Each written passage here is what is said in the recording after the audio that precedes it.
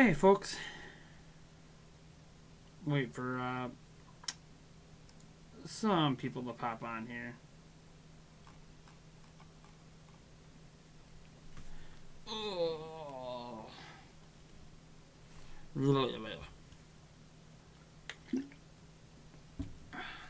Hey, Zach Minster, how's it going, my man? I don't know why the chat's not working. Is chat 2 working today? Let me do a little test here. Chat 2. So chat 2 is working today. Alright. Oh, chat 1's working now too. Alright, well let me turn off chat 2. I think this chat's just off screen. There we go. Maybe I should move this chat over here today. And then the alerts. Oh, where's the alerts popping up? Yeah, we'll bring the alerts over here. So I'm just reorganizing this really basic stream layout. Alright, hey guys. How's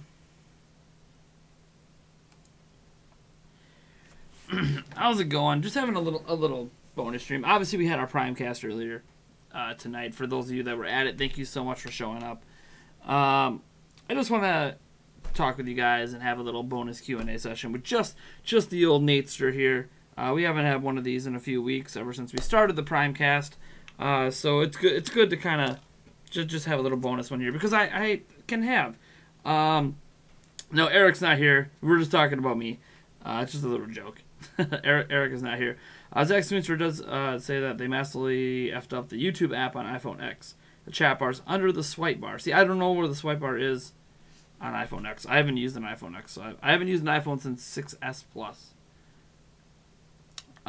Anyways, so we're just having a little bonus stream. We're just going to chat about a few things. For starters, I want to give a big thank you to everyone. The last two videos we have done have been shot with this bad boy right here. In fact, this isn't even, I can take it off here because we're not, this stand right here is not going to be the stand I'm using with this camera. This is actually a light stand that I use with the webcam. We actually have a proper camera stand upstairs. First off, I want to say thank you guys for this. This has made a bigger difference than I realized with my videos. Not only because the backup audio, if my audio fails in certain situations, is really actually good. You guys haven't heard the backup audio yet on this camera. But I have. And it sounds great. And it's going to be great for anytime I'm doing the old vlog sessions and stuff like that. It's going to be awesome to have that that high quality mic for that. Because obviously I'm not going to be bringing another microphone with me. Or if I want to do any quick shoots at E3, right? Like pop up, hold the camera, pop the screen out, see what's going on, make sure I'm in frame, interview someone live if I need to do that, or whatever the case may be. But I want to say thank you, because this is an investment. This is although the lens cap should be putting the lens cap on here. Anytime I'm not using the camera, the lens cap on. I don't want to risk the lens getting scratched. But yeah, big shout out, because that's like a $700, $800 investment. And I don't know if you guys have saw my last two Prime News episodes, but the quality of the video, just in terms of the way I'm able to key the green screen now. If you guys noticed, the green screen keying is almost 100% perfect now. And that's because of the quality of this camera and how it picks up the green screen. And while the first video had a little bit of issues with its autofocus on me, the autofocus in the second video, I kind of messed with a setting, and it appeared to be much better. And that's shooting at 4K 30 FPS, and without any drops, any frame rips. I think it looks gorgeous. It looks really good at 1080p. It looks really good at 4K. And yes, I can do 1080p 60 FPS with it as well. I'm going to be testing that more out for E3, because all E3 footage is going to be recorded at 1080p 60. Just because if I'm playing a game that runs at higher than 30 FPS, I want to make sure I can actually capture it running at that. I don't want to capture 60 FPS footage at 30 FPS. That doesn't really make any sense. So I just want to start off this little bonus Q&A by saying thank you so much, because you guys bought this. This camera was bought by you guys. And I can even argue the extra things like this microphone, the camera tripod, which is actually upstairs, that just arrived today, the memory card that it came with, the extra memory card I bought, which I actually need like 5 more of these, but I can't afford them because these are $44 each. These are 120 gigabyte SD cards. These are the SDXC UH3. They're actually the best ones for 4K footage. So I actually need like 4 or 5 of those. I can only afford one because they're $44. But even that money's from YouTube, right? From Super Chats and all that stuff. So even you Super Chatters helped bought some of this camera equipment, the lens and all that stuff. The body itself is just $500. So Luminex G7 for those wondering. But thank you guys so much because it is the first time. I never thought as a YouTuber I'd ever be using a professional camera. I thought I would be using this bad boy my whole life. This Galaxy S8 Plus or whatever phone I had at the time. Got off the phone to the webcam. The webcam quality is actually now technically worse than my phone. Yay. I don't know what happened. It used to be amazing. It's still amazing for live streams like right now. But yeah, then the camera. So now we're really stepped up our games. We got our professional AT2035 mics. We got our professional grade camera. We are pretty much all set to go for everything besides multiple angles, right? In an ideal world, I would have like 3 or 4 of these, probably just 3. And then I would have a video mixer, and then I could capture multiple angles at once, and then do my editing showing multiple angles. You know, a more professional way of doing that. And as a one-man show, it is possible. One camera I want to get added is my other webcam, because I still have the C920. I actually want to attach it on a pole on the ceiling so I can do a down shot, because I'm going to be making a video soon installing this new backplate on my Switch. So that's going to be a fun video to do. And I want a down shot, and I currently don't have a way to do a down shot, so I'm probably going to try to hook up my extra webcam and see if I can make that work with a USB extender or something. But whatever. Thank you guys so much for all of that support. You know, this was not a need purchase, right? This is a want purchase because I want to make the best quality videos I can for you, and having a camera that can give me the highest quality that I can afford anyways, because I can't afford an 8K camera, like a Red camera or something. The highest quality I can do, and I don't even have a computer that can edit 8K footage anyways. I'm very, very happy with this, and I can't wait to use it at E3. It's going to make a big difference in our E3 coverage versus a cell phone recording footage versus a real camera. It's going to be huge. So thank you guys so much. Also, thank you for sending me to E3. I'm sure I'll have a sincere thanks video, a pre-recorded video that I'm going to do after E3. After I'm all done with my E3 coverage and I can sit down and just reminisce on everything. Just put together a nice thank you video for all of that. But we're having this bonus stream for a couple of reasons. One, my fiance's gone. She's out partying. I mean, she hasn't partied in forever. Her only friend, she really only has one friend besides me, is in town. So they're going out and having some drinks and having too many drinks and taking a cab home. Whatever. They're having some fun. But there's a couple things I want to talk about as well. You guys can ask me any question you want, by the way. Wide open book. This is a classic Q&A like we used to have. Ask me anything you want. First off, what do you guys, for those of you who have seen a Primecast episode, whether it was last week's or this week's, what do you guys think? How do you think they're going? Because I don't get any feedback on that, right? I never get people telling me if they enjoy it, because it was a big... I didn't ask you guys if I should change my Q&A night to the Primecast. I just did it because I wanted to.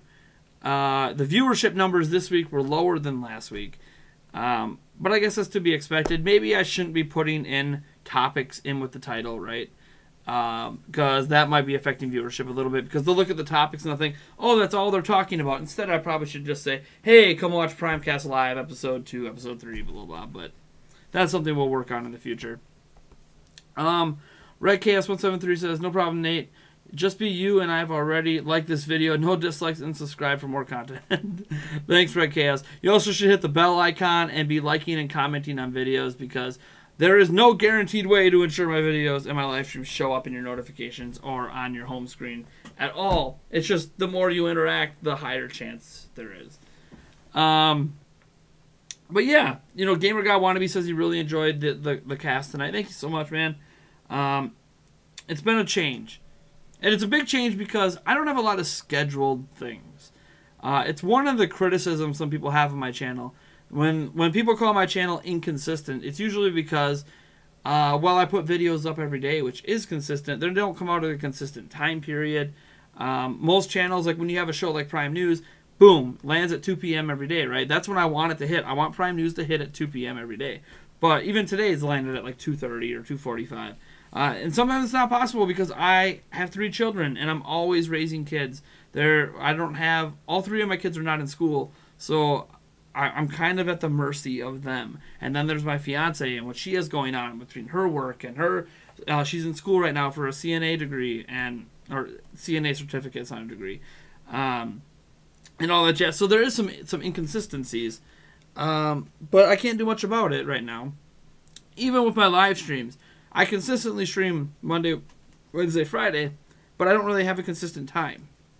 Sometimes I start at 7, sometimes I start at 8, sometimes I start at 9, sometimes I don't start till like 11 p.m. like I did this last Wednesday. And it kind of sucks not having that consistency. But I'm in a point in my life where I can't do anything about that until my kids get a little bit older. Once they're a little bit older, then it'll kind of smooth itself out. Or until I get an office.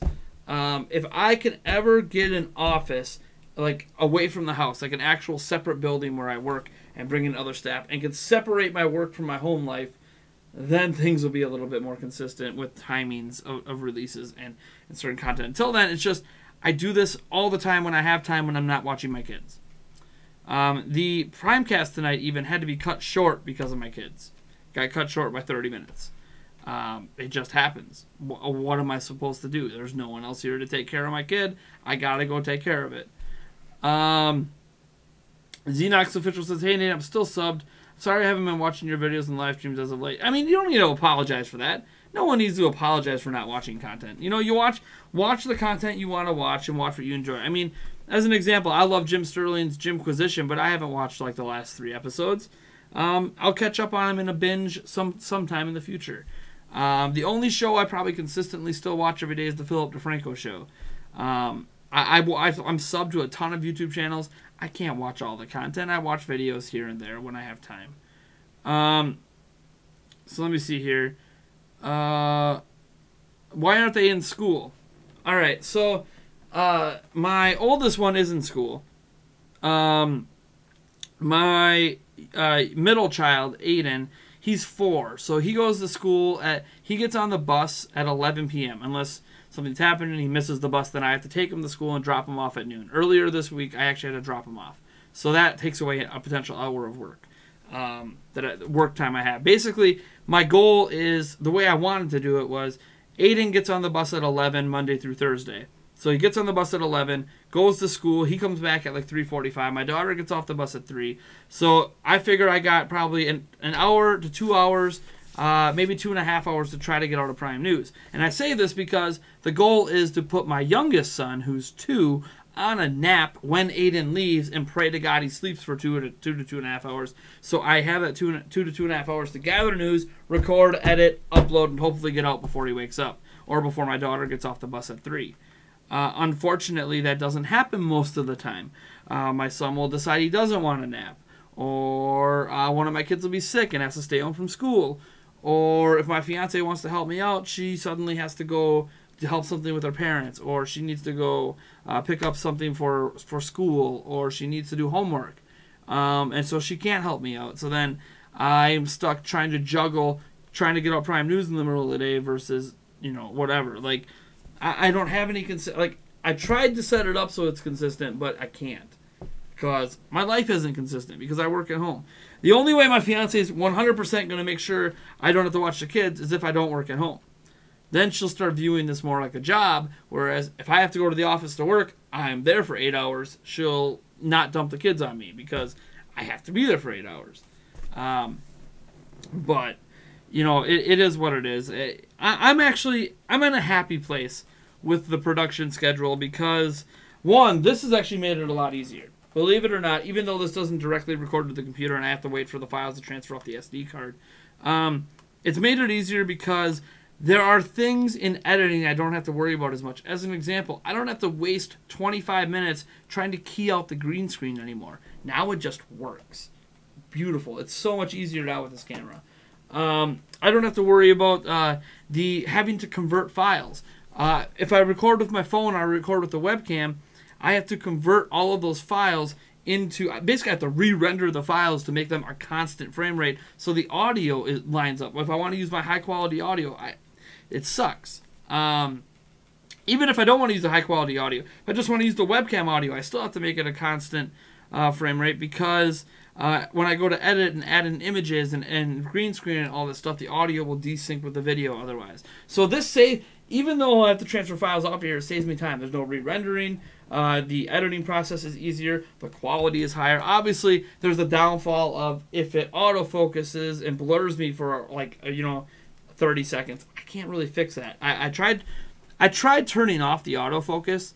The problem with trying to manually focus it is that you need someone behind the camera, because when you sit down, like you set the camera up and you're trying to focus it on the chair or on where my face is going to be, well, my face isn't actually sitting there to focus on.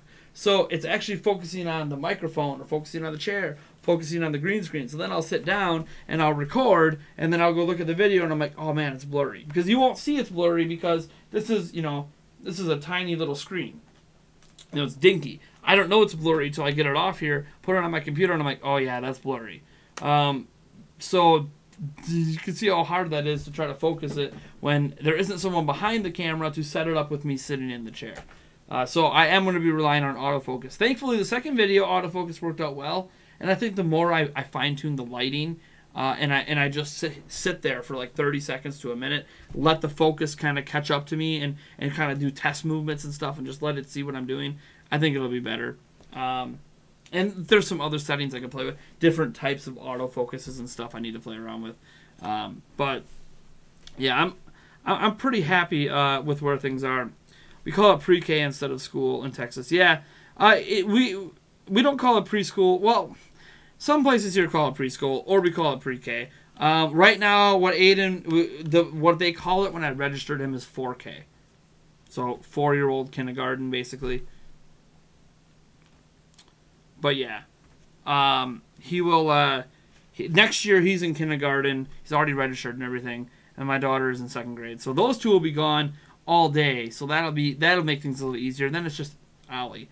Can't afford to send him to a daycare right now, so until I can afford to do that, well, I mean, if I can get to the point where I'm making enough money at Tender Prime, then I could send him to daycare. Oh my God, you best believe there's going to be a set regular schedule for content throughout the day. But I'm going to read some of the feedback some people were giving here. Let me see here.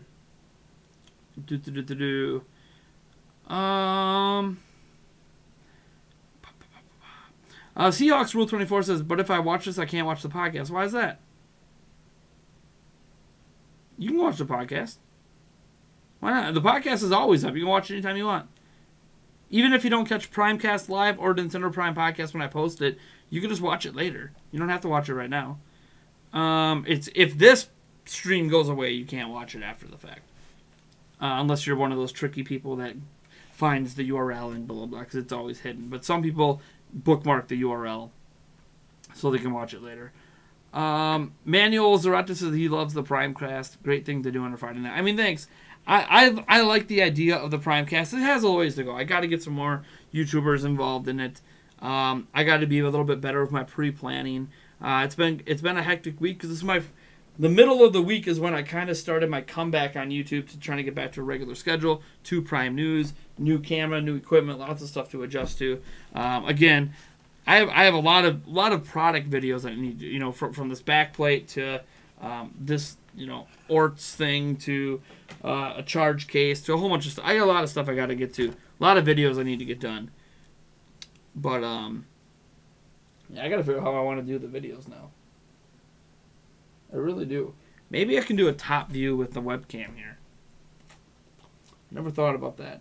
I don't know how, though. I don't really have a hanging... I mean, I guess I could just hang the cord, but then it might spin. Well, if I can get it to hold still, I don't know. I'll figure out something. Because when I'm installing this, I really want a top-down view and a side view at the same time. If that makes any sort of sense, right? I don't know if it does. Because I would hate that to, go and move, because I can't move this camera to point down. Actually, maybe on the one stand I can, but I don't know if I can get it close enough on the tripod stand. I think the tripod stand I can point it down, but it won't work on the table anyways. So I don't know. Tomorrow's problem, I suppose. Let's see what other people are saying, or if there's any questions. Again, this is a Q&A, so I'm just going to talk about random stuff until people have questions. Let's see. One thing I am trying to make consistent, though, is Primecast. To me, when you're doing a live podcast, it's very important it always starts at the same time. So far, so good. 2 weeks in a row, Primecast episode 1, Primecast episode 2, they both started at 8 p.m. I don't know how I've been lucky enough to get my kids to fall asleep in time to do that. Because now Yulia, my fiance, she has class till 9 p.m. So now she has class an hour past when Primecast starts. So if the kids are awake, she's not here to watch them. So I've been getting lucky the last 2 weeks. We'll see if that continues. Let me see. Manuel Zarate said, I heard you say your traditional live streams won't be here anymore in the future, but I haven't been able to hear where they will be and when it's going to change. So here's what's happening with the live streams. Our Monday night live stream is always going to be our Monday night live stream. Unless, obviously, something personal comes out and I have to cancel it. I'll put up a post in the community post area to let people know that, and probably a tweet as well. But yeah, our Monday night streams aren't going anywhere. Those are going to be our forever, at least for the foreseeable future, primetime streams. Those streams, what game I play that night, is actually voted on by our patrons that are $2 and up on Patreon. I put up a poll, they vote, and that decides what I play on my primetime stream. Whether it's a multiplayer game or a single-player game or whatever. Wednesday streams are a little different. Right now, Wednesday stream is another. It's a nighttime stream, so it's another primetime stream. But when we get to summer, I'm actually going to be in a volleyball league on Wednesday nights, and I'm not quitting that because I really like, I like the activity level of it and getting out of the house again and having some adult interactions with people besides Eric and Yulia and my family, because that's like the only adults I talk to. So it's good to get out there and talk to some of my other friends that I don't really see during the winter. So I'll be doing that on Wednesday nights, which means I'm going to be bumping the Wednesday stream to a day stream. And I don't know how I'm going to pull that off with Prime News. Because I could be like, yeah, even if I could... Basically, I'm going to be trying to see if my mom or someone will watch the kids for a couple hours so I can stream. But then I don't know how I'm going to get Prime News out. So I'm kind of stuck between a rock and a hard place here.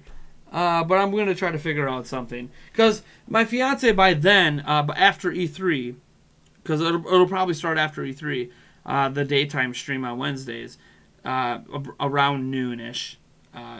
Enough time for me to eat lunch and get set up and everything. That'll be a daytime stream. It'll be a game I want to play, that I choose to play. I don't know if that stream's ever going to be anything but that. I thought about making it. I think the Wednesday stream's always just going to be a random stream, because it's going to be what I want to do. So if I decide to have a bonus Q&A that week, it'll be Wednesday during the day. If I decide I want to talk about news randomly, or a rant, it'll be during the day on a Wednesday. If I want to play an extra game, it'll be during the game on Wednesday. It's going to be a random stream. And then Friday's stream is always going to be the Primecast now. Or, in this case, what you're getting, a bonus stream.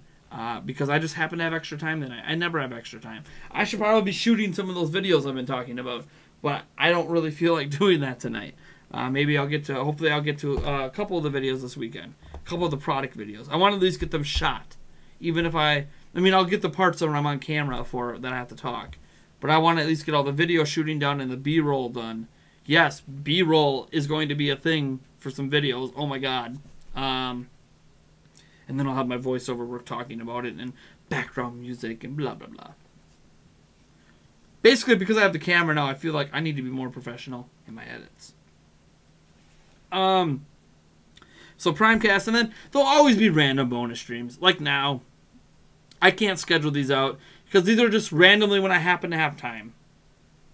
I don't know when I'm going to have extra time to do bonus streams. So those just happen when they happen. So that's kind of what's happening with the streams. Basically, Monday stream staying the same, except now there's a voting aspect for patrons. Wednesday stream is moving from a night stream to a middle of the day stream, and it'll be about whatever. There won't be any alcohol involved with that stream at all. So for people who like to donate to get me to get drunk, it ain't happening on Wednesdays in the summer. And then Friday is our Primecast. Those are the 3 streams I am committed to. unless, again, something happens and makes me have to cancel. As an example, when I'm at E3, I'm not streaming. I'm like the Monday stream. I might stream Monday night before E3 from the hotel as much as I can get it to work, or I'll use my phone if I need to. But yeah, I don't think don't expect that to be a gaming stream. I definitely won't be streaming a game because I'm not bringing my game stream setup with me to LA. But I'll probably still have a Monday stream. Heck, maybe I'll have a Wednesday night stream too. Who knows? We have a live podcast, or not a live. We have a podcast that's not gonna be live. We have a podcast to record too. So, scrolling down here, guys talking about some stuff. I'm just saying. By the way, if you have any questions about anything, feel free to ask. This is an open mic Q&A. You guys ask me anything, and I will answer away as best as I can. You guys talking about kids? No surprise. There was a long little talk on there about kids in school and yada yada yada. Yasuka Uchilla actually has one of our first questions of the night. How do you feel about E3 after today's news, where Nintendo said they'll focus on games releasing this year? I don't know. It's Edward Norton. What if I'm wrong? The temper trap. All right, yeah, I'll play some music for you, man. I got it. I don't have the tag up for it, but it's fine. We can play some music. I'm not actually gonna listen to the music myself, but I will play it in the background as I'm reading, because the music sometimes distracts me from the reading. So I want to. I'm gonna add here. Skip this ad. Alright. Oh, doesn't help when I have the actual music muted. Let me back up here. Alright, let me get back to reading the chat. Thank you, Edward Norton, so much for your super chat. So how do I feel after the news today? I'm not really surprised, if that makes sense. I'm not surprised about the E3 news. Music it's a little loud compared to my mic. I'm going to turn that down a little bit. So I'm not surprised. Nintendo kind of sort of said the same thing last year. We're going to talk about games coming in 2017, and then they unveiled Metroid Prime 4, and they mentioned a brief thing about Pokemon. So I can imagine there's going to be at least one reveal of a game that's not coming this year that we don't know about. But I think they're trying to temper expectations. That, or they just have a shitload of games to announce for this year. If you think about it, Fire Emblem's supposed to come. Still haven't seen it. Smash Bros. What else do we know is coming in the second half of the year? I mean the true second half, because Mario Tennis comes out in June. That's technically part of the first 6 months of the year. So what really is coming out in the second half? Besides Smash and Fire Emblem. So I have a feeling there's a lot of games that Nintendo has to announce. So I'm not really upset about it. I don't really feel bad about it. This is just what they're doing, right? Like they're just doing what they've been doing, is essentially what I'm saying. Just like it's kind of like Nintendo's comments on 3DS continuing. What else are they going to say? This is kind of sort of along the company line at this point. It's kind of what I expect. Zelda42513 says pre-K in school is basically daycare. Yes and no. No, because, well, for a lot of people, that school is free, whereas daycare isn't. Daycare is actually quite expensive. But beyond that, daycare, you kind of get to choose the hours, right? Like you can usually drop kids off from like 5 a.m. at times, because some people got to work at 6, so you can drop your kids off at 5 a.m. until 6 p.m. Or there's some daycares where you can drop your kid off at like 10 a.m. and they'll literally watch your kid till 8 or 9 p.m. So you get to kind of work things around like that. Whereas school, it's like, nah, school starts, 7, 8 o'clock, and then your kids are back by 3, 4 o'clock. So everything has to be built around that. You can't, daycare, you can adjust to what schedule you want, or what your work schedule is, whereas school, you don't really get to, right? Like, if you work a 9 to 5, that actually does not line up with school. Your kids, you're fine for getting your kids to school because you don't work till 9, but someone's got to watch your kid because you're not going to be able to get home till 5:30, 6 o'clock. So, yeah, there's that's a little different. And obviously, that's not counting the fact that school usually introduces extracurricular activities. So through school, they might be out in choir, sports, band. They have all those extra activities and practices to go to. And I'm just starting to experience some of that with my oldest daughter, and it's going to get worse. So we'll see how this works. As I said, a lot of my work schedule is going to shift to daytime when all of my kids are in school. Less nighttime stuff, more daytime stuff. Besides our 2 Friday night and Monday night streams, I'm hoping. Obviously, if my kids have a concert or a choir event or whatever, it kind of takes precedence. But we'll see how things go when we approach that. Right now, we're getting close to summer where I'm not gonna have to worry about this stuff. Almost all of their sporting events are on the weekend, so. Yoshi is second half. I'm about to play more Splatoon Z. Splatoon 2. I assume you're talking about. Let me see. What else do I feel like just kind of ranting and raving about? Hey, our Prime News video today did not get its. It got 1 view in the first like 2 hours. It had 3 views after 3 hours. Obviously, it had more than that because it had like 40 or 50 likes. And then it started counting normally again like 6 or 7 hours after I posted it. So isn't that grand? I don't even know what's it at right now. That song is almost done. So once that song is done here, I'm going to flip over to my channel here. I'm actually curious how many views that Prime News has because it should be well over 1,000 based on the views that it started counting, but I don't think it's going to be. All right, that music is done. Let me mute that. So that's been a thing today. YouTube just screwing with my viewership count. Whether or not I'm even getting full ad counts, I don't know. Ads were playing, but there's no viewership counts, so who really knows? I'm looking back here at it right now. Yeah, 605 views in 8 hours. That's bullshit. It's over 1,000. Because it didn't count views for the first 5-6 hours. So dumb. So dumb. And the thing is, that affects discovery. The view counter actually affects discovery. So if it had been over 1,000 views by now, this could become a 2, 3, 4, 5,000 view Prime News episode. Instead, it'll be lucky to break 1,000 views at all. Just because it didn't count the first 400 or 500 views. So dumb. It's such a life on YouTube can be very frustrating at times. That's all I'm going to I guess say about that. I'm very grateful of the YouTube platform. It's actually quite amazing that it offers all these services for free for anyone.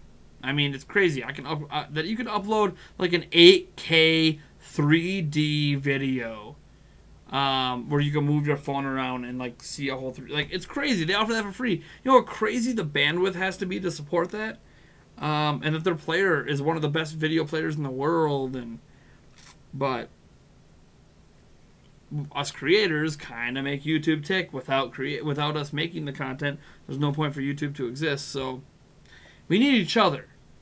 So it'd just be nice for things like a view counter to actually be working. Or if it doesn't work because there's some issue on the back end, at least fully update when it starts to work, right? Like, fine, it's not giving me accurate views for 3 or 4 hours, but as soon as it's working normally, like, give me the views. Because it's clearly, they're watching ad impressions, so they should be able to tell how many views, one way or another, the video had. But at least my videos aren't really getting demonetized. Although, fun fact, when I was doing the Primecast tonight, before I even went live, the Primecast was flagged.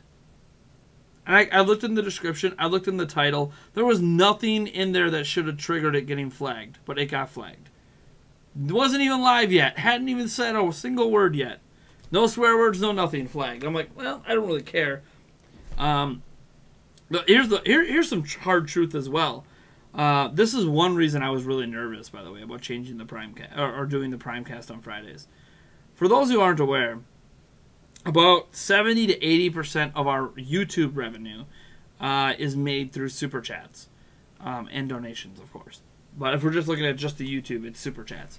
And I mean, it's amazing that we're such a well-supported by our community place.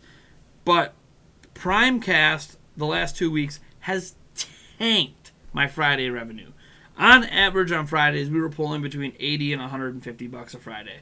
Like if I go back and look at our revenue spikes, every Friday is usually our biggest super chat revenue spike, which isn't a surprise because people get paid on Fridays, right? So if they're likely to spend any of their disposable income on us, it's going to be when they get paid. But Primecast kind of devalues super chatting because it's a live podcast. It's not a live pay to interact with us podcast. And I don't. It's fine because I actually wanted one of the reasons I like the Primecast is it's a live stream that isn't really about the money, right? It's just about having a conversation with you guys. But it is interesting that I actually gave up my highest revenue night to do it because I also think it's the best night for a podcast. So that's a thing, and I got to figure out how I'm going to supplement that. What am I going to do to make up for a loss of what's going to amount to around $600 a month? How am I going to make up for those losses? I don't know.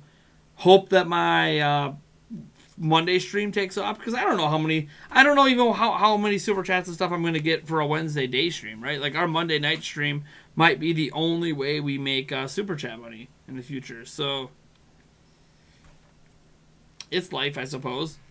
It'd be nice if we were as big as Philip DeFranco, right? Philip DeFranco did a stream earlier today. He doesn't do very many of them, but he did one. He had 20,000 people watching, and people were just tossing money at him for showing support and showing love. And I'm like, man, I wish that we have some of you lovely people do that as well. But you know, when you have 20,000 people watching, you only need like 50 of those people to decide they want to give you money, and you can just make a crap load to make up for any revenue loss. So whatever, that's a thing. I was drinking during the podcast tonight, but the thing is, it's a Google Hangout podcast, so I can't on here, you can see where it says super chat donation, and then there's a shot chart, which hasn't been there. Actually, our revenue on the shot chart's been tanking ever since I ran out of the wine, ran out of the apple pie, ran out of the pucker, ran out of the kinky, ran out of the rum chata. So people, you know, because now I'm not doing full shots right now. Now I'm doing like little sips of like the stronger stuff. And people don't like that. They want to know when they give that $1 donation, when they give that $5, when they give that $10, then I'm doing a full ass shot. Well, I gotta resupply my booze to do that because all I have left is the super strong shit, and very rarely do we get anyone to go above that $30 mark and get us to the Watermelon Smash, get us to the Jackal Blast, get us to the damn Goldschlager. I don't even think we've had a $100 donation for a Goldschlager.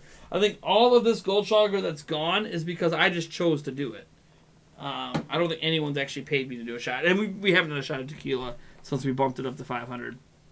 But, so there's that as well. Like, part of me having lower super chat numbers is also probably because it's less entertaining for people to watch me take a sip of booze versus a full shot. When people sit down, they're like, oh my god, how many shots did he do tonight? He did 37, 40 plus shots? How the hell did he pull that off? And there's video footage of me doing 40 plus shots. It's a lot more entertaining, and I probably get drunk a little faster. But you'll grow and have 20,000 live viewers one day too. We'll see. I think right now I'd just be happy cracking 30 consistently.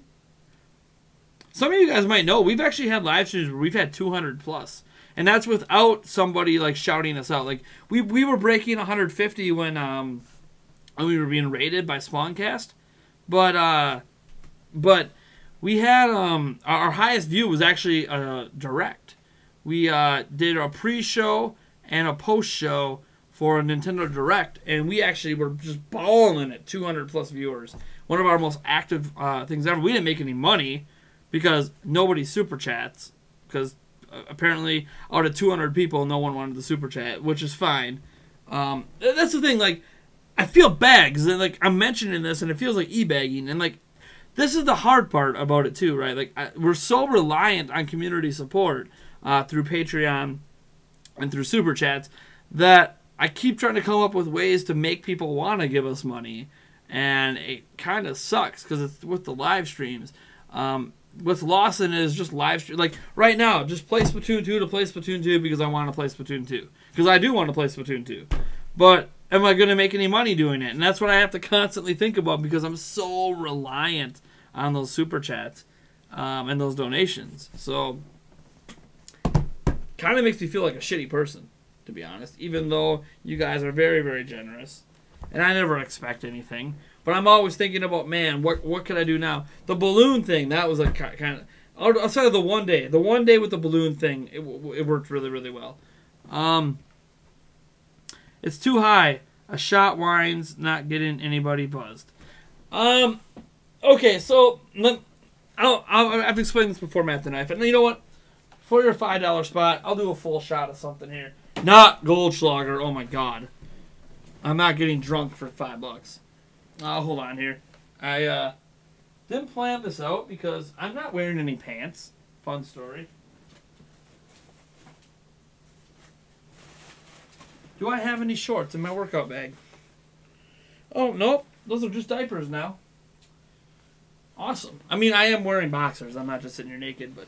Cover up, Nate. Oh, no, you were seeing my red boxers. Oh, no. Whatever. My stream just got... my channel's getting flagged. For underwear. You're seeing red underwear. Oh, my God. Flag it. Flag my channel. Hey, why isn't my fridge closing? Oh, no. All right. Yeah, and so the deal behind the wine shot being $5 and under, I'll probably change it to $4 and under. I'm gonna make the $5 straight like apple pie or rum chata. And tonight I'll give you a full watermelon smash for that one. Even though the watermelon smash is supposed to be like a $30 shot, I'll give you one tonight. I'm not wearing a pass. Yeah, I'm not. I took a bath, actually, after the live stream with my 2-year-old because it helped relax him to get him to sleep. Oh, man, that is a strong shot. Show us your boobs. That's not happening. But yeah. But the reason I do the $4 and under is what it's going to be for the wine shots is because I can't keep getting completely drunk off $20. What'll happen is I'll get 20 $1 donations and just be smashed out my ass. I can't continue the stream, and I can't take care of my kids in the morning. It's just not good. So since I know a vast majority of our donations are going to be $1, $2, or $3, or $4 or whatever, it's easier for me to do full shots of something I know that I can almost drink the entire bottle before I get buzzed. But I can get buzzed off it. There was the one night where almost every single super chat was like a $1 or $2 super chat. We ended up making like $80, which is that's a good night, especially off $1 and $2 super chats. That's like, we had like 60 super chats that night. And I drank an entire giant bottle of Arbor Mist. Let me tell you, I was buzzed as hell at the end of that. But some of it's just for my protection. I'm trying to be safer, I can't just keep doing shots of hard stuff all the time. It's not just about something that's cheap, Mac the Knife. It's not about the cheapness. It's about the alcohol content. Arbor Mist. I get that for the wine shots, not just because it's cheap, but because it's only a little bit worse than a beer. In some cases, it's less than a beer. It's just more than a light beer. Guama369 said, what direction do you think the new president will take Nintendo?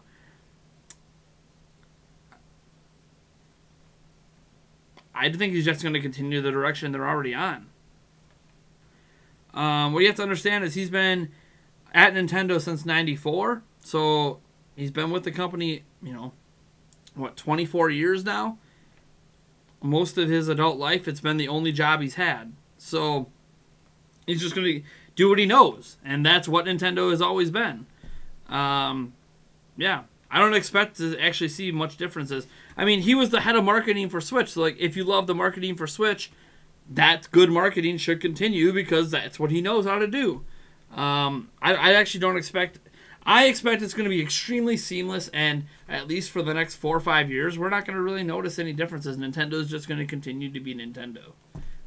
Because he's already played a large role in how Switch is going today and the reputation of Nintendo. Invite a YouTuber that you want to argue with. That'd be a more unique podcast. So, that's always a nice idea, GU King of Heart, but there's a couple things. One, just because I might want to argue with someone doesn't mean they want to argue with me. Let me give you an example. I know me and the YouTuber Black Bond could go 12 rounds over if the Switch is a good system or not. Like, just back and forth. But does he really want to come on my channel and have a debate with me, knowing that the crowd is going to be on my side because it's my audience? Probably not. That's not where he wants to be.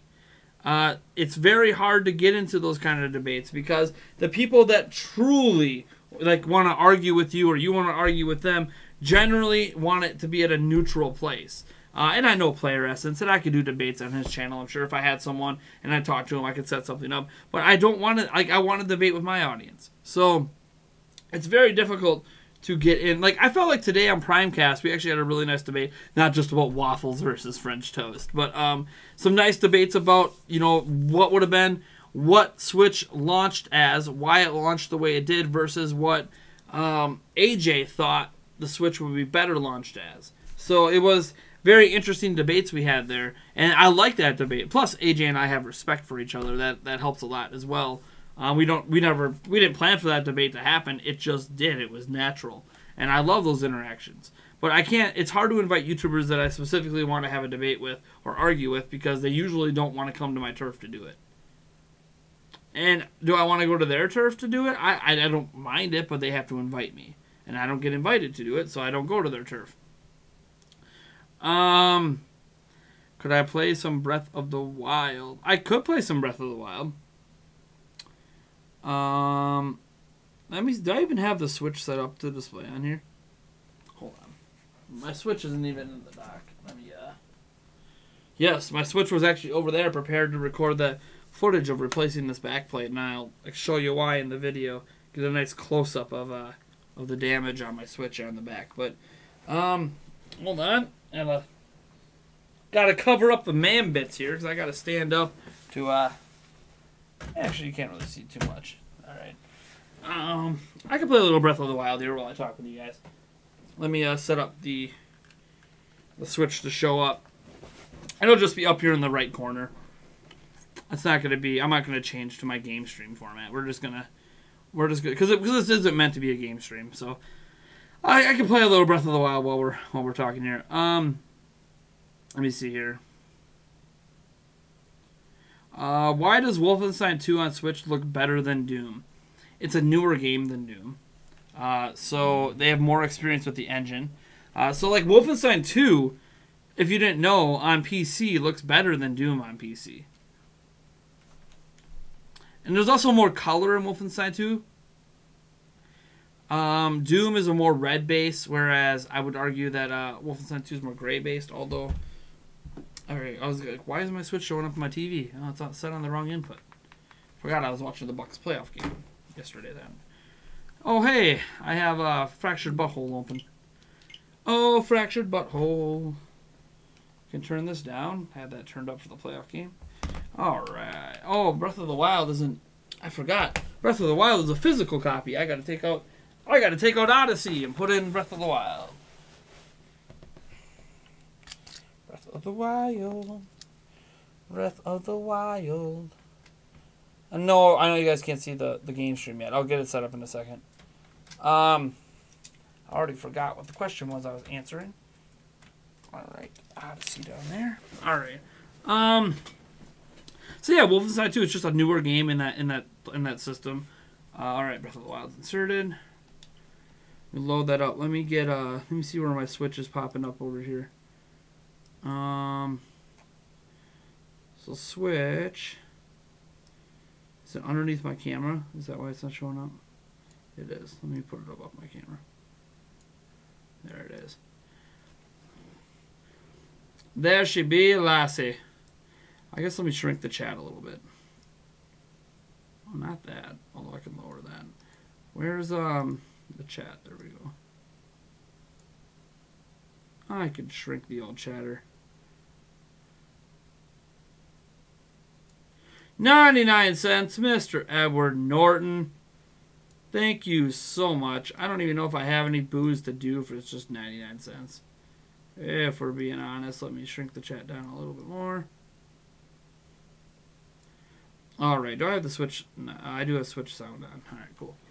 I'm going to play master mode, of course. Let's see here.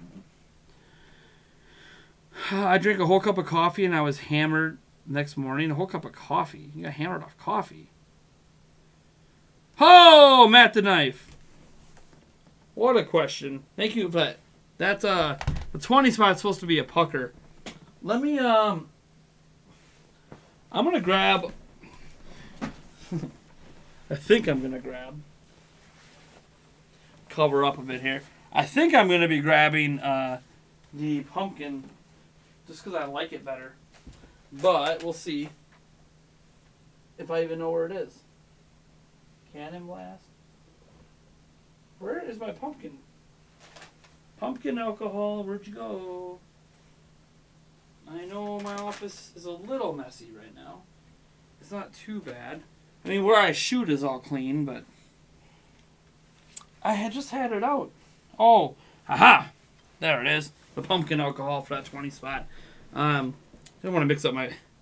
Even though this is technically stronger than the Watermelon Smash. Do I think AAA developers think porting games that came... I guess I should scoot a little over this way so I'm a little not covered up in Breath of the Wild. Do I think AAA developers think porting games that came out before the Switch launched is too late to sell good and it's not worth the eternal cost? I think it depends on the game. Like a GTA 5 I think is totally worth it. And maybe it's even going to be announced at E3. But it really depends on the game. Because you got to remember, for AAA developers, a lot of their games aren't evergreen. They don't continue to sell. So usually when the ship has sailed, the ship has sailed. So I think that's just the way a lot of AAA developers view games in general. Why do you think they drop the prices on their games so fast? You realize a lot of AAA developers look at Nintendo and they wish they could keep their games at $60 and have them keep selling, but they can't. They lower the prices because no one's buying the game.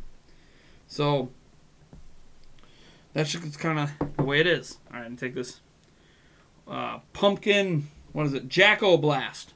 Thank you so much, Matt, tonight. Oh! How am I starting the chips open? Ah, there's a bag of chips in here. Some tortilla chips. A little bit healthier than normal chips. Let me continue my game here. I'm at the Ridgeland Tower, apparently. All right. Yeah.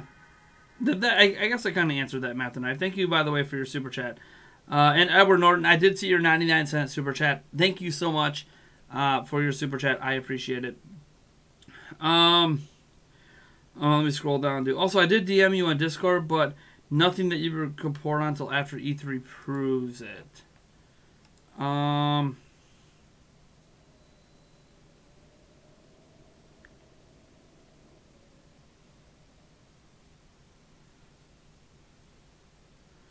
I'm just reading what you gave me, Geo King Heart. I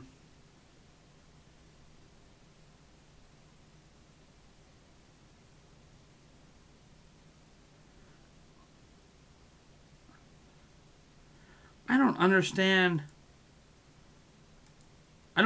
what you're showing me. Is that a Smash battle thing? I don't know. Obviously, you're saying you can't share with me more, which I don't know why. It's not like that person's going to get in any trouble. I'm not going to report on anything. Like, I won't even talk about it right now if you shared more with me. I would just let it go. Just for my own curiosity, you know? Anyways, Manuel Zarate, Splatfest. Okay, is there a Splatfest tonight? I don't even know what's going on. Let me type in Splatfest. Splatfest on Twitter. What's the Splatfest going on right now? Raphael versus Leonardo, the Ninja Turtles. God, look at those designs. Those designs are so terrible. My predictions? Probably Leonardo. I always felt Leonardo was the most popular one, right? I mean, maybe that was just me. I suppose I can keep... I think I was just unlocking towers. Although, there's a shrine staring at me back there that I should probably go do. Because I hate when I can see a shrine and then I don't do it. And I know there's a shrine down in that valley over there, too. But let's go over here and do the shrine, huh? Oh my gosh, I'm the man. I do what I can. But again, I'm going to be answering questions here, which is the most important part. If I die, I die. So yeah, Leonardo's my prediction.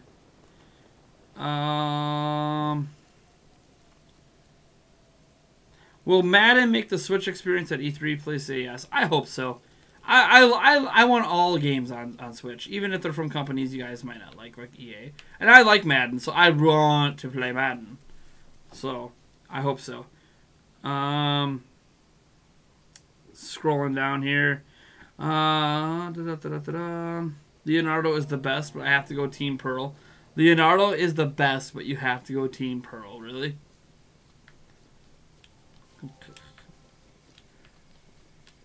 I like Raphael's attitude, at least the Raphael that was in the Ninja Turtles movies.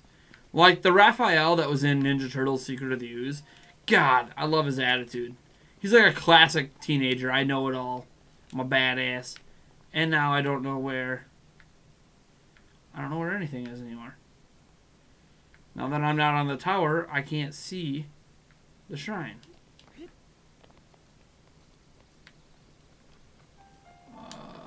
Oh, there it is. There's the old shrine that I saw off in the distance. Hey, a bunch of Bokoblins. We're gonna bypass you guys. No, really, there's a shrine nearby. I have no idea. What's stopping Nintendo from making a proper football game? I don't mean soccer. So you mean American football? Nintendo lack of experience doing it. Nintendo doesn't like to make things that they don't have much experience doing. Now, it's changed a bit lately because they made ARMS, right? Like, they don't have any experience with fighting games besides Smash. But then again, they have experience with fighting games because of Smash. So, that's pretty much it. Just the lack of experience. A studio not really wanting to do it. I mean, who's really made football games besides 2K and EA? You know? No one. I can't really tell who's my favorite turtle. My favorite turtle is Donatello. I like Michelangelo, the party boy, but I always identify with Donatello because I liked his brain. I like the way he thought in the Ninja Turtle movies. All sports are trash. Jeez. I guess you're free to have your opinion, man, and I'll disagree with you. Nick Figure. I mean, look, I'm literally wearing a sports shirt right now. Milwaukee Brewers, baby. Although it's a Carlos Gomez shirt. He's not on the team anymore. If Nick figures that EA made the next Madden and FIFA for Switch, do you think they'll have much more effort into them than the last FIFA game we got on Switch? Maybe, maybe not. I have no idea. Okay, I've done this one before. Hold on. I have not done all the shrines, by the way, but I've done this one. Remember the solution here. So, okay. I'll pick this up. Drop it like it's hot. Oops.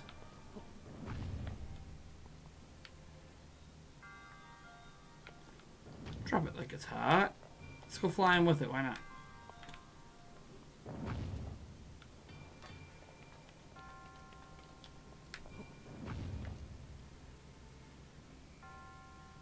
That's just going to pass it back and forth. Hold on. Arrow. bow on my... Oh, I only have 2 bows.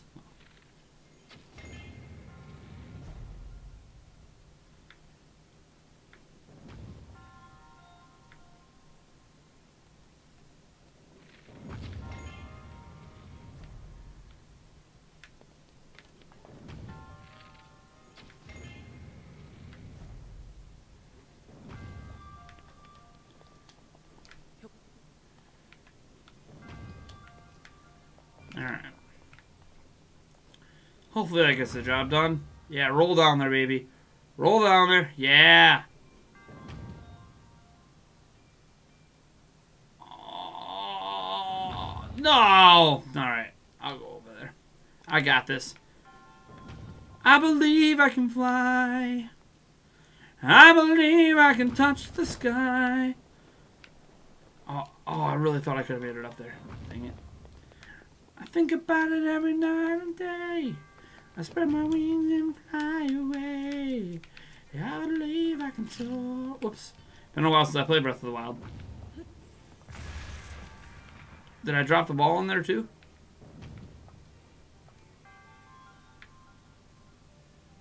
No, I did not. Did it reset? Where's the ball?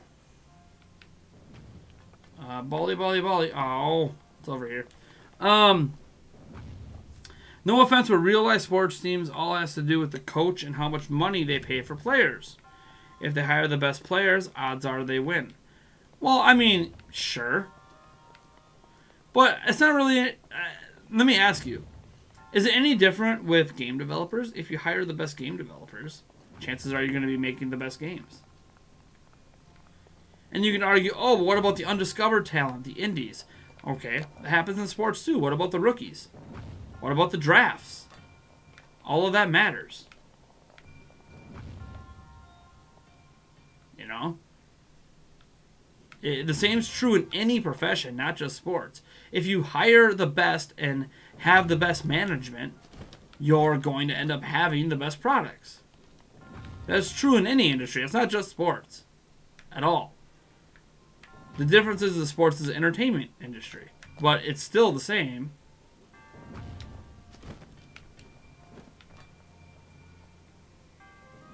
Alright, so that's open. Well, that's not what I want, though. So now let's go get that chest. The shrine's easy. I don't know how it's annoying. Paying players doesn't matter. It's skills, teamwork, and strategic. That matters too. You know? As an example, my Milwaukee Brewers have like a salary of like $60 million this year. And they're one of the best teams in the National League right now. You know, there's more to it than just paying and having the best players. But, you know, it's life. It obviously matters. But, you know, having really good players and stuff like that. But I'm not going to argue it doesn't matter. But, like, as an example, the Milwaukee Bucks against the Boston Celtics. The Milwaukee Bucks have the best players, but they don't play like a team. So they might lose. Oh, man. Oh, I got a spear I can get rid of. The only sport you like is tennis. Okay, well, hey, that's a legit sport. Nothing wrong with tennis. I could deal with some tennis. Nate, have I seen R. Kelly's Trapped in Close? No, I have not. I haven't seen anything from R. Kelly in forever. So. And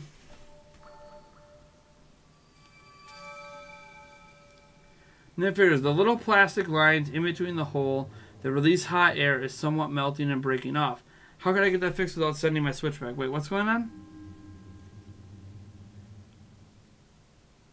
You said the little plastic lines in between the hole that releases hot air, so the heat vent, is somewhat melting and breaking off. How could I get that fixed without sending my switch? You mean without sending your switch in? You can't. I mean, you fix it yourself. That's what you do. You replace the shell. Like, I'm replacing the back plate, but you can actually replace the entire shell of the switch. not just the back plate. You can replace the top part too.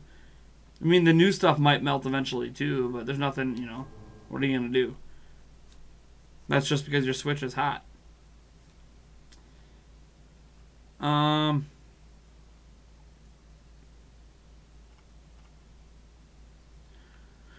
You don't even know a single American football team or any basketball team. That's all right. I mean, if you're not in the sports, I don't expect people to know these things. I was about to say I don't know any international soccer teams, but I do because of the World Cup and because I like sports. So because I like sports, I like the World Cup. There you go. That's up in the snow zone. I don't know if I can get to that without freezing. But you know what? Ooh, there's a tower over there I haven't unlocked yet. Pretty sure I was just unlocking towers right now. The Florida Marlins? What about the Florida Marlins? They're still a team. Oh, wait, no. Are the Florida Marlins? Oh, yeah, they're the Miami. That's right. They're Miami now? Miami won with the lowest salaries, yeah.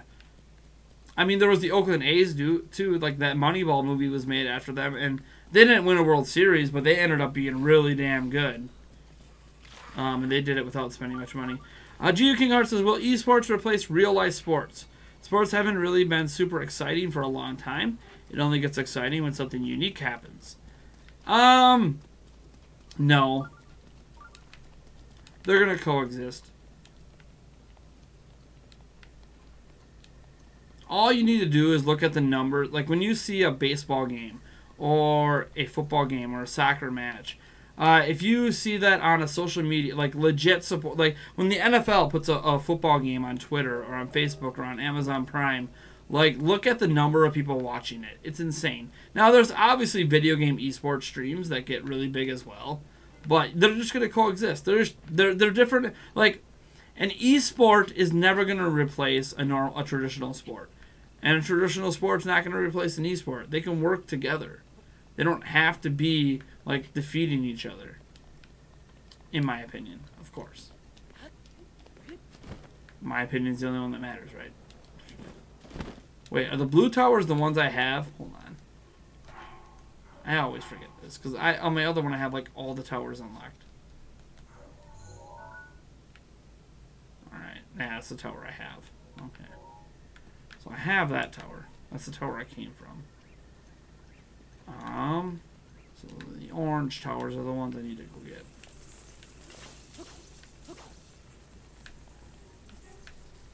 Come on. I know you're going to come after me.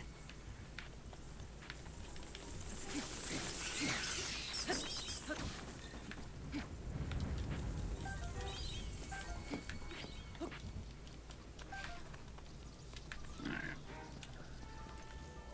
Let's go to this tower then.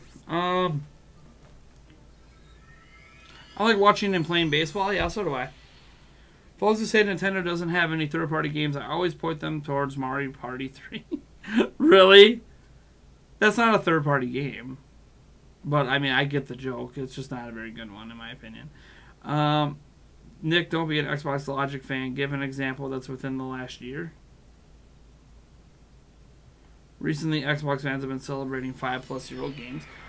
I mean, we're not ones to talk. How many times have we been celebrating the Virtual Console? Sometimes those are 30-plus-year-old games. So, I mean, we were celebrating archives for crying out loud. Games from the 80s. And some from the 70s. Like, let's not pretend that we don't fall into that kind of category, too, at times. It's okay to be excited about old games, guys. Like, that's kind of what I'm saying. It's not a bad thing. I don't know why we're treating it like it's like this really terrible thing. What tower was I going to go to? That one's pretty far off. That one looks a little closer. I guess we'll go to that one. I mean, it's still pretty far off. But you know what? What you gonna do for a Klondike bar? Dude. Let's go to the tower that's off in, I think, the Rito area.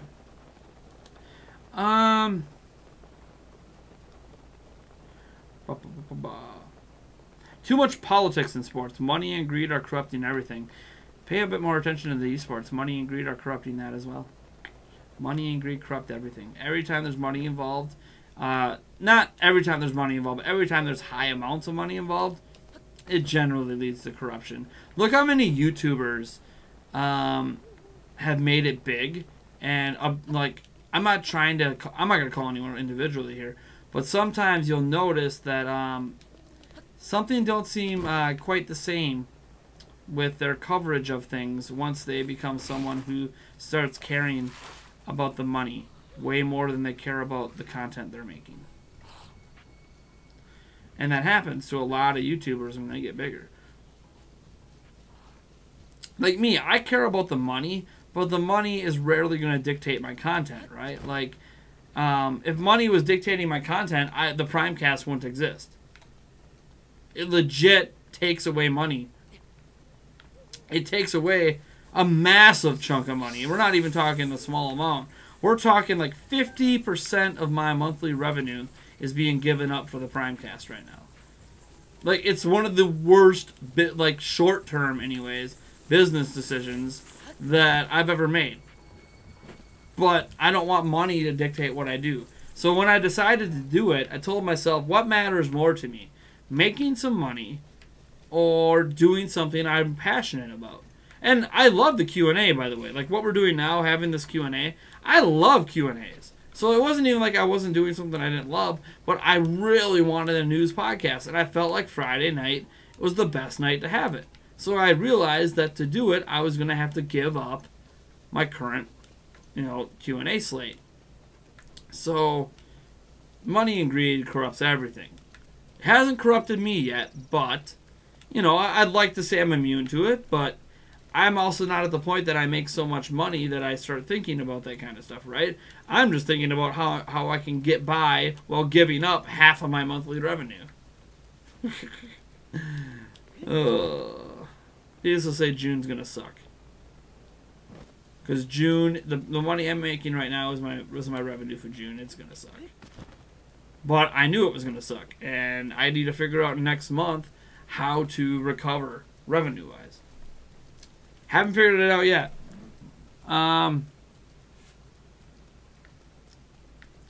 YouTubers that get big get more hate if they do the things they love and not the things fans demand. But here's the thing. If a YouTuber got big always doing the things they love, then they won't get the hate. The reason YouTubers that get big get a lot of hate for not doing the things they love and instead doing the things fans demand is because they gave in to money. They started doing things fan demanded to get more views to make more money. So they basically sold their soul already to create that environment. As long as you are creating the content that you love, your fans are never going to turn on you like that. I mean, you guys are a good example. I'm not a big YouTuber, of course, so it's not a great example. But, I do the things I love. And because of that, I'm not really getting hate or anything, right? Like, if I create a piece of content you guys don't enjoy, you guys don't sit there and just massively dislike it and unsub. Well, for the most part, you always lose subs, but for the most part, right? Like, my channel's consistently growing because I'm doing what I love, and I love what I do. And I hope that comes through in the content I make. In the live streams I do. I hope no matter what, it always comes through.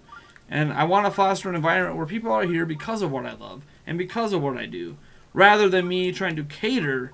If it ever gets to a point where I think I need to make this piece of content, not because I want to make it, but because it's going to get a lot of views, then I know I'm doing something wrong. I should be passionate about what I'm doing. I shouldn't be looking at it as, oh man, I really should make this piece of content because I know it's going to perform well. No. I actually had that view when I was at Zelda Informer a lot. I'd be like, look, I don't really care about this news, but I know this news is going to get a ton of views. So I really should, even though I'm playing with my kids outside, I should come inside, abandon my children for the next hour, get the news out, get it all promoted on social media, because it's going to perform really well and it's going to make me more money. And that's what I kept thinking. And it propelled Zelda Informer to great heights in terms of traffic, but it also took away some of my passion because I wasn't doing it for the love of it. I was doing it for the money. And that's the thing, like, my second job is handling Zelda Informer's Facebook page, And I'm not doing it because I love it. I'm doing it for the money. Straight up. And it sucks saying that because I'm the reason that Zelda Informer page is big. I'm the reason Zelda Informer even mattered. You know, it doesn't even exist anymore, but I'm the reason that it mattered enough to get bought out in the first place. So it sucks me saying that, but the only reason I'm there is the money. The passion's gone. And I never want to get to that point with YouTube where I'm just, like, I want to make money doing what I'm passionate about, but I don't want to change what I do. Is the tower at the top of this thing? I don't want to change what I, no, there it is. I don't want to change what I do to make money. Let's see here. Some people are saying, just got South Park. It's really good. I'm very impressed with the story, combat, RPG elements. It's so unique but familiar. Yeah, dude. So far, I have only played it a little bit, but I'm liking it so far.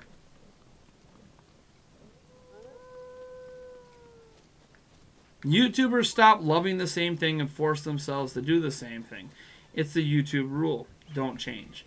That's not true.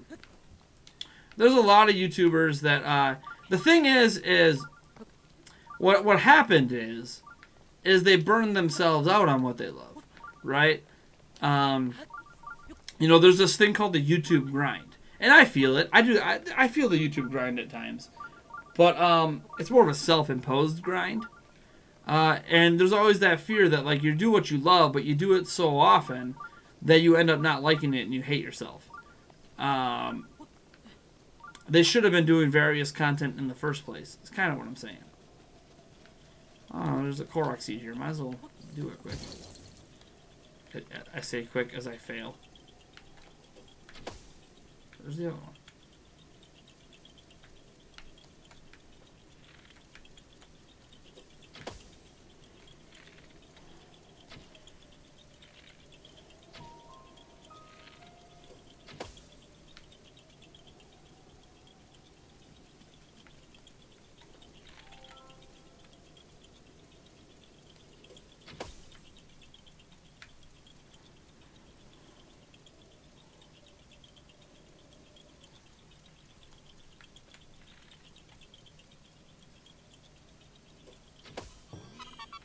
Awesome.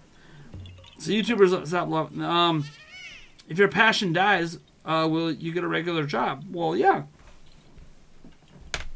But here's the thing. The difference is, I've been covering Nintendo for 18 years, and my passion hasn't died yet. So I don't know what it would take to kill my passion for Nintendo. It's been 18 years of me doing it as like a job. So if it's been 18 years, how many more years am I going to... Like, I'm more passionate about it now than I was 18 years ago. So that's why I've always said Nintendo Prime exists with or without the money. It's just how much content I can make is dependent upon the money. Because if I have to go get, you know, quote-unquote, a regular job, I hate that word, but quote-unquote, a regular job, then, you know, it sucks because the regular job I'm not going to enjoy as much. I enjoy what I do. And if I'm ever not enjoying what I do, I will do something else. But I love what I do here. And the thing is like, if I ever want to make a different type of YouTube content, I can create a new channel and maybe even try to get it kind of started and get it going with my channel here. You know, say I want to start a general gaming channel. I'm sure if I did that, I'm sure some people from Nintendo Prime would follow me there. Because they like how I cover Nintendo. So if some of you guys like PC, like a little bit of Xbox or Sony, you might be like, hey, look, Nate's going to finally cover that stuff. We like what he does with Nintendo, so we're probably going to like what he does with that stuff too.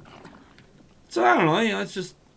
Or heck, you guys know I love NBA. So what if I made an NBA YouTube channel? You know, some of you guys that also like the NBA might follow me there. It's funny, too. I commented on an NBA story on ESPN today on YouTube, and there were some people that recognized me in the comments. I've never had that happen. Hey, one of my favorite Nintendo YouTubers here commented on ESPN, because my comment blew up today. It's got like 1,000 likes or something. So it's one of the top comments on the video. And yeah, it's kind of weird getting recognized by some people.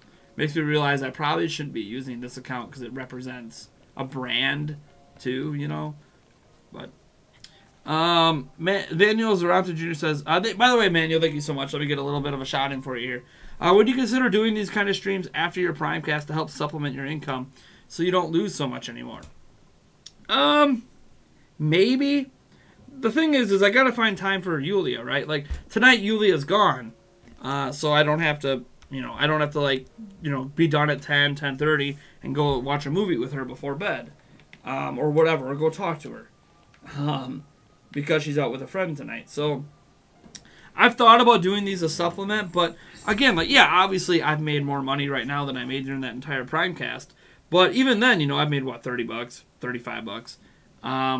Nothing really replaces the revenue that I lose by not having a 3-4 hour Q&A stream. I mean, it's past midnight now. By all rights, I should be in bed. But I'm not. I'm here streaming. Plus, I want to. That's the thing. I'm only doing this because I want to do it. Because I'm not going to be sleeping anyways. Because I can't go to bed until she gets home. It's just me worrying about her because she doesn't party much. So I always have this faint worry that I need to make sure she's home and safe. Because if she's not, I'll find a way to blame myself. Even though I'm not there, so it's not really my fault.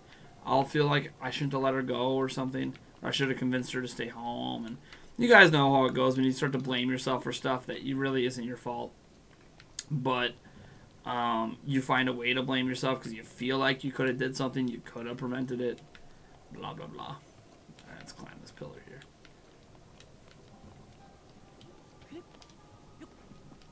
I'm trying to remember how I conquered this one last time. I don't see an eye anywhere. Oh, is the eye inside that thing? Like over there? It is, isn't it? Ha ha ha! Yeah, buddy. I'm smarter than the average bear. Let me scroll down here. Thank you, by the way. Manuel Zarate Jr., I appreciate the super chat. You hate turn-based RPGs, but South Park doesn't really feel like one. It's completely fresh. Yeah, I like it. And the Stick of Truth combat, like if you go play the first one, it's even different than the other. Like they're similar but different. It's kind of crazy, to be honest. I like it. I'm wondering why there isn't a graphics comparison for South Park. Yeah, man. How is it not? There probably is. Have you looked? There probably is a graphics comparison for some reason. Old Man Prime. Will fans love you or say you're too old? This is the scary part of YouTube future. So that's actually an interesting question. My fiance has brought it up before because, I'm 31. I basically probably have like 15 years.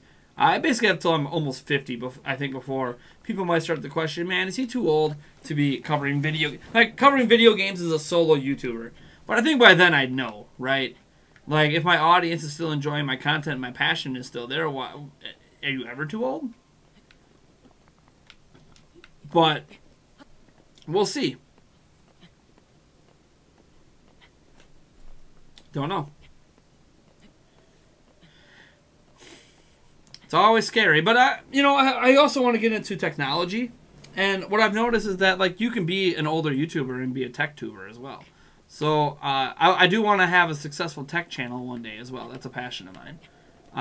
But you kind of have to have some money to kind of get it going. So it's kind of one of those, I might use this passion to fund that passion one day. Like if this channel blows up and I end up at 200, 300, 400,000 subs and I'm making enough money to even hire extra people, at that point I might consider, hey, maybe I should start doing some tech videos at a second channel. I've even done a couple. Some of you guys might know about those. So yeah, it's kind of like my dream. And then I don't have all my eggs in one basket on YouTube, as they say. Let me see here. I think Trump is Jesus. Hans Holtz. Jeez. I know you're trolling. I'm just going to put you on timeout right now. Hands. I know you're just trolling, but when I was little, the PlayStation controller never bothered me since I only had PS2. Okay, cool. Let's see here. No politics.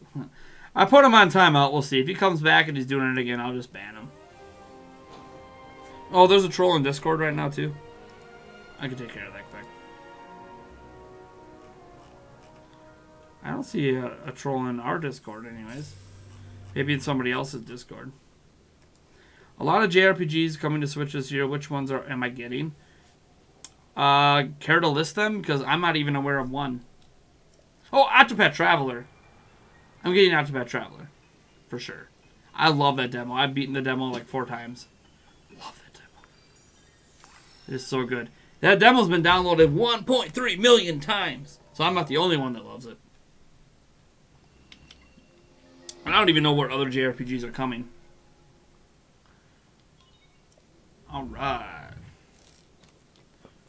Nick Ferris, this may be a stupid question, but could South Park run on a 3DS if Ubisoft really wanted to make a Switch port? Probably. I don't think it'd run... Oh, of course, there's the shrines. You know me, I gotta go do it. Probably. I don't think... Oh, there's 2 shrines I see. God damn it. I shouldn't complain. This is supposed to be a 100% file. So I gotta do these shrines anyways. And they give me warp points. And hey, look, there's a fairy fountain. I don't know if I've ever been to this fairy fountain before. Holy shit, I've never been to this fairy fountain before. Well then. Let's go give it a visit and see what happens here.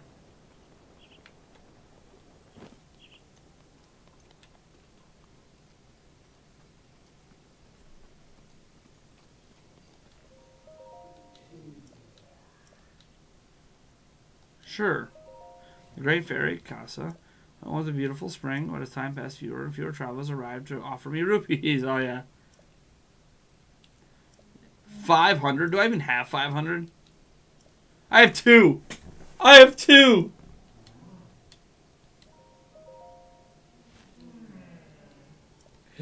Oh, I have 2 rupees. That's awesome. I have to remember that. Go to that tower off to the left. And then 500 rupees. Let me see here. The world ends with you. I'm not gonna get the world ends with you. I played it back, I think, on DS. I don't really feel like playing it again. It's a good game. I'd rather play something new. I'm one of those people. I'm one of those. Yeah, it's nice, but give me something new. Kind of always been that way with games. Oh, hey, look. I'm gonna die.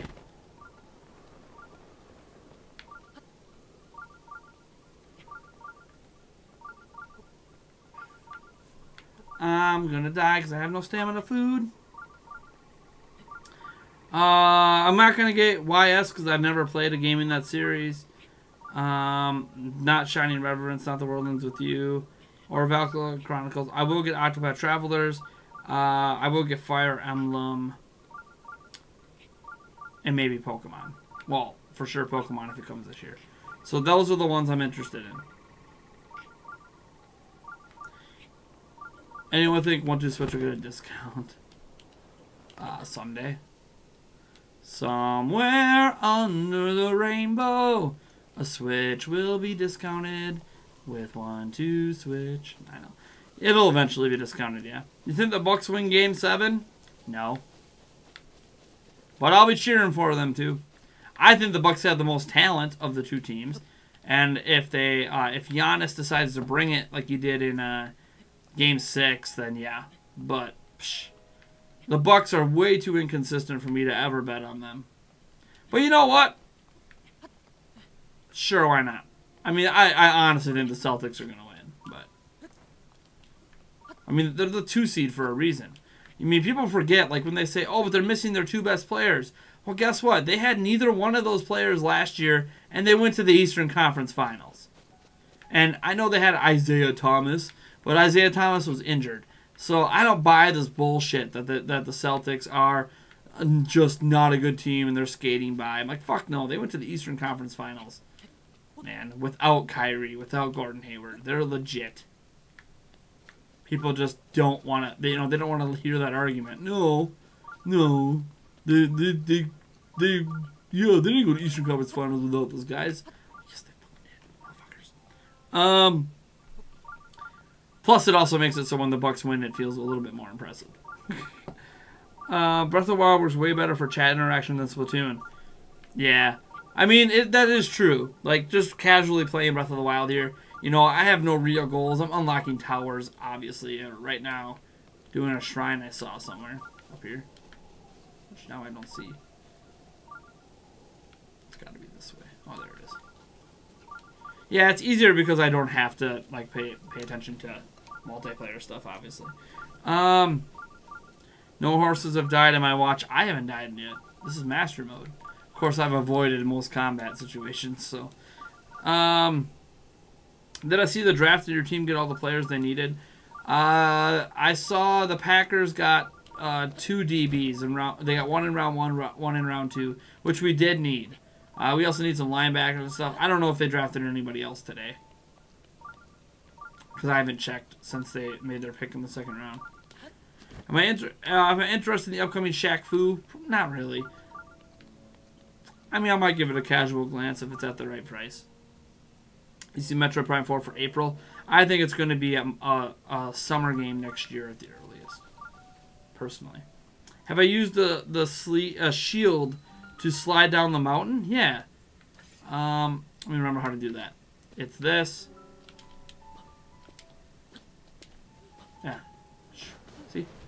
I'm not going to go down right now. But yeah. Yeah, I've done it. I've shield surfed down mountains, man.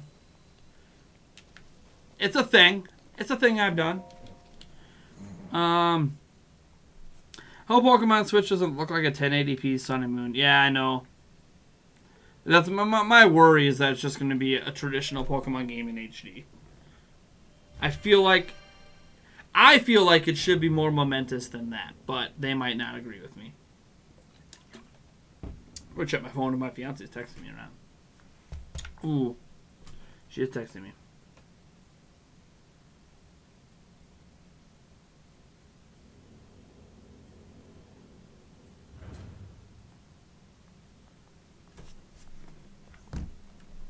Oh, a combat shrine. Oh. Is it a major or minor? Oh, of course it's a tough one. Why not? Why not just die, Nate? Just die. I'm gonna get destroyed. I have 2 bows. No arrows. Although, can I just shoot it with an ancient arrow and be done? Wouldn't that be nice? Please say I can just shoot it with an ancient arrow. I mean, I don't have the equipment to make this a little easier. I mean, I could beat them with what I have. I just don't want to.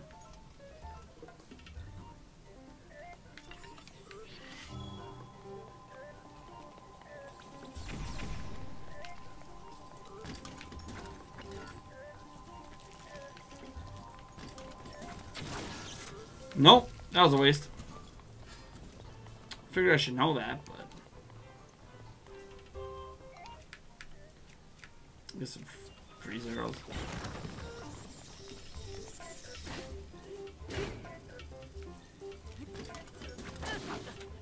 Hey! Hey! I died. What a surprise. Do you think Xbox Game Pass will come to the Nintendo Switch? I talked about, maybe it's in a podcast, it's not out yet. I talked about it somewhere, about how cool it would be, but I don't honestly think it's going to come to Switch. So content, does Nintendo really need story-driven games like Sony's first-party games? There's a difference between need and would be better off with. Do they need it? No. Nintendo has survived how many years without it?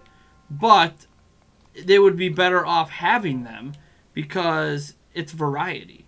It strengthens one of Nintendo's weaknesses, we should always want Nintendo to get better. And Nintendo has a weakness in story-driven games. So we should want them to have some strong story-driven games to improve upon a weakness in their library. So do they need it? No. But should we want them to have them? Definitely.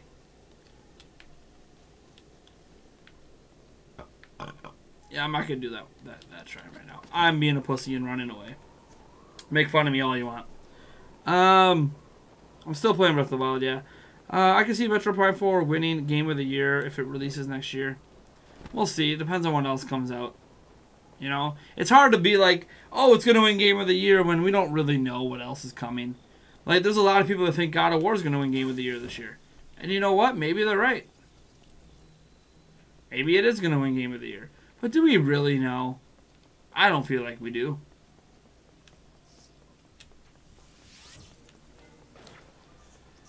So, kind of to wait for that stuff to come. Metroid is lame. Hey, you know what? People like what they like. You know, I haven't played Metroid Prime 3 Corruption. I kind of feel bad that I haven't. Mostly bad that I haven't because, one, I used to be really into Metroid games. And two, now I run a general Nintendo YouTube channel, so I feel like I probably should have played it. But back then, I was only running Zelda Informer, and yes, admittedly, Metroid Wiki, but someone else was doing the coverage for Corruption. So I didn't have to make the Corruption content. Don't touch my Reggie. Can a fighting game win Game of the Year? Probably not. And I hate saying that because I'd like to think any genre of game could win Game of the Year. But I just don't think people are impressed with fighters anymore. There's nothing a fighter does that surprises people anymore. Even ARMS, as shocking as it was, it didn't surprise anyone. We've had arena-style fighters like ARMS before. So, you know, I don't know. It's really hard to do something in the fighting space that's not been done before. You know, and I know you might be asking that because, oh, does Smash have a shot at Game of the Year? Absolutely not. Smash is not going to win Game of the Year. So, and the thing is, by the way, I feel like I should preface this because I don't want to sound like a douche about it. For you personally, it can win. You know, fighting games can win Game of the Year for anyone. Any game can be Game of the Year for anyone. When I talk about Game of the Year awards, I'm referencing the media, the video game media sphere. No, a fighting game won't win Game of the Year in a video game media sphere. For personal purposes, it obviously could. Aim for the moment. Oh, I think I did this one with a bomb arrow. I don't remember how I did this one. Pretty sure I did it with a bomb arrow, which I do not have. So when there's a will, there's a way. There's got to be another way. Oh, I gotta get over there first.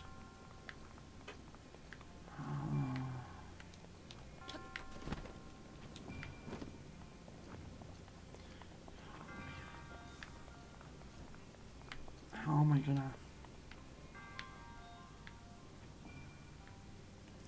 Yeah, that's how I got her off that platform. But there's gotta be a different way besides a bomb arrow. I definitely did it with a bomb arrow last time. How would I do it without a bomb arrow? Let's see here.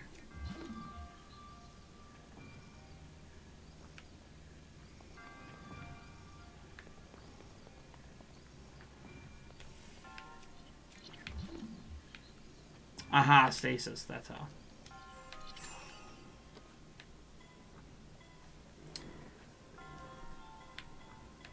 I should hit it with some arrows.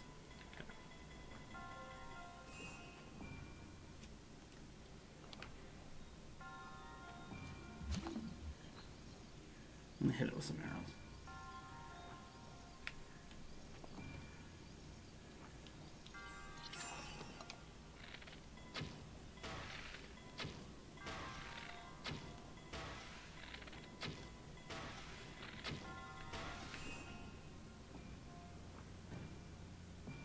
Well, I totally did that with bomb arrows last time.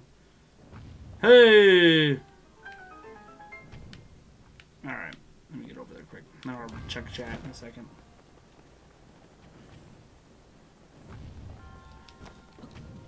Let me see. If Nintendo replaces Reggie, we will protest in Japan and exercise our American rights in a foreign country. No, I won't protest. They're not going to fire Reggie, though. So I don't have to really worry about it, to be honest.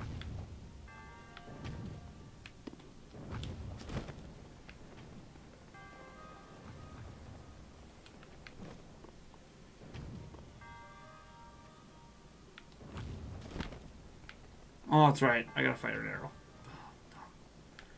So I've done this shrine before. Again. Bomb arrows.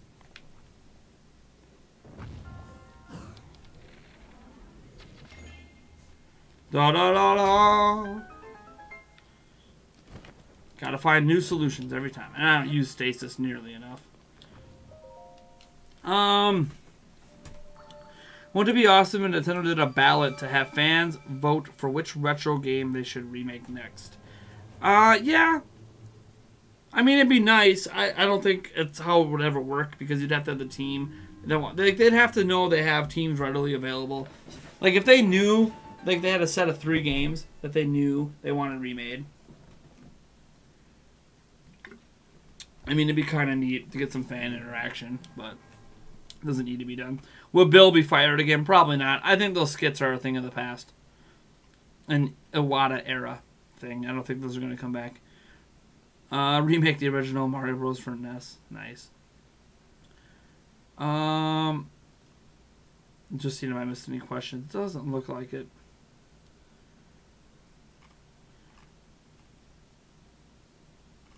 Let's see here. They should make Reggie the owner and leader of Nintendo. No, they should not. Sorry to disagree. And am I really sorry? I feel like I should be. Sorry to disagree. But no, they should not. I like Reggie. Think he's a fun guy. Don't necessarily think he's done the greatest job leading Nintendo of America. Maybe I'll do a story on that someday, or an editorial on some of the mistakes I feel like Reggie, because Reggie runs Nintendo of America, so like a lot of mistakes at Nintendo of America, you can kind of place on the guy at the top for allowing those mistakes to happen, and some of them happen repeatedly. You know, I'm not going to put some of the marketing mistakes on him because there's always how much do we know is him and how much is someone else's fault. Of course, I see another shrine all the way over there. Yeah, we're not going to do that. That next closest tower. That's the closest tower I see, anyways. And that's often the cold area, though. I don't think I have clothes for. Let me see. I don't think I have any clothes for cold. No.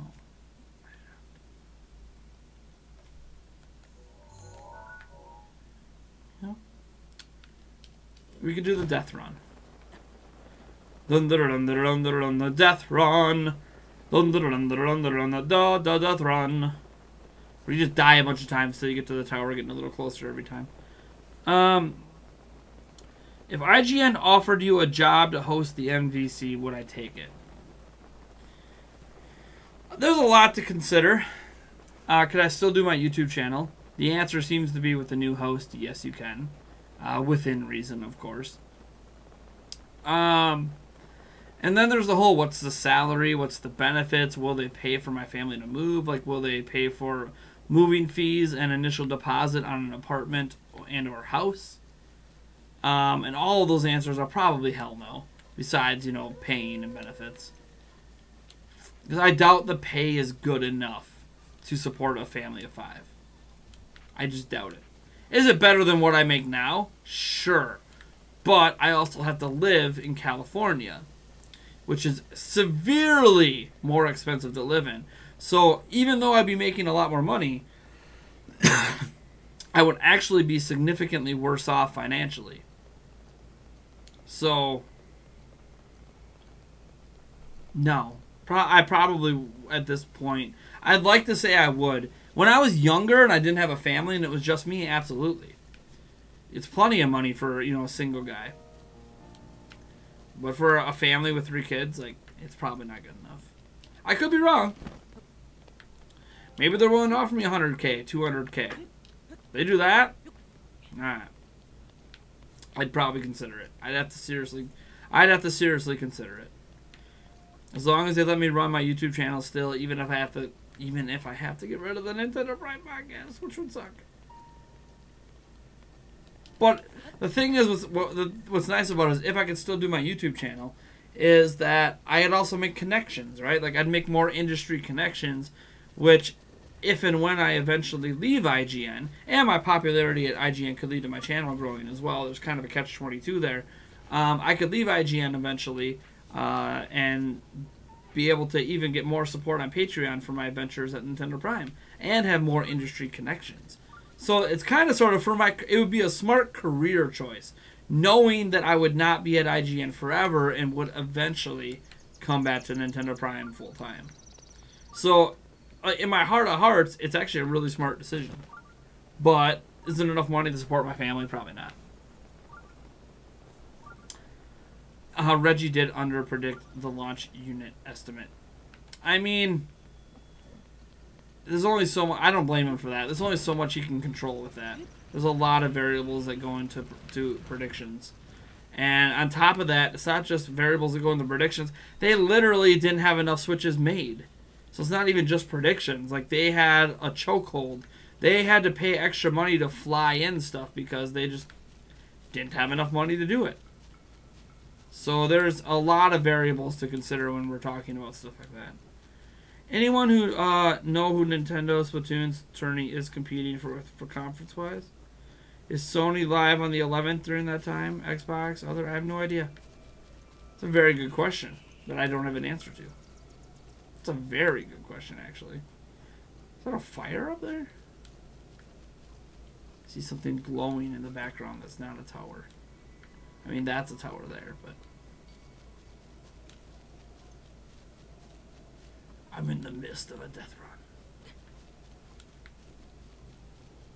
I don't think that's a shrine. I think that's a fire. Oh yeah, that's Death Mountain. Haha. Aha! I was right. It is a fire. It's a fire of lava from Death Mountain. I don't know off the top of my head. I'm sure it's competing with one of them. Ubisoft, maybe. I'd have to go double check. It's been a long time since I've looked at the lineup.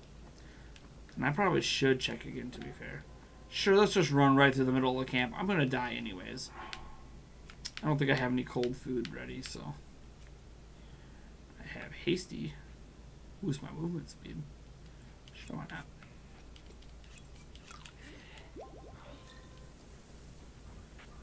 Supposedly boost my movement speed anyways. Is it enough to not get hit? Let's find out. Definitely not enough not to get hit. But I think I can get away. I think we'll be alright. Think we'll be alright. No, not Ubisoft. I think. I could be wrong, though. I'd have to look up.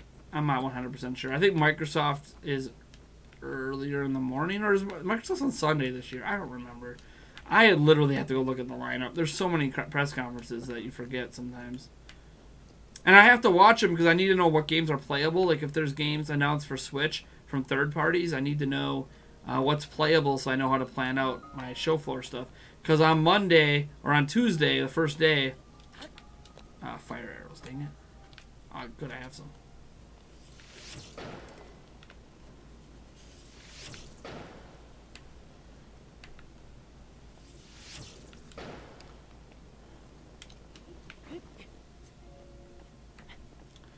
Alright. Go, Nate, go. I doubt we will see the Smash tourney. What do you mean? What do you doubt about the Smash tourney? I don't know why you would doubt the Smash tourney.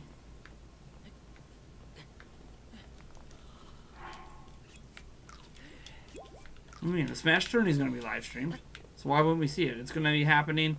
Well, we're only going to see the finals, I think. Because it's an open invitational. So all this... Before E3 even happens, they'll already have the finalists. Think about picking up a Donkey Kong Tropical Freeze next week. Is it better than Donkey Kong Country Returns? Yes, it is. Also, what other great games did I miss out on the Wii U? Hyrule Warriors. in my opinion, anyways. The Wonderful 101, Zombie U, Bayonetta 2, any Nintendo game that released basically as well. Captain Toad is an example, which is also coming to Switch and 3DS. Captain Toad's amazing. Even like New Super Mario Bros. U and Super Mario 3D World, like they're still really good games that are worth picking up. I don't know if they're worth spending $60 on, but they're definitely worth picking up. I'm trying to think off the top of my head some of the other games. I mean, there's some third-party ports that were pretty good, but they're also on other systems. I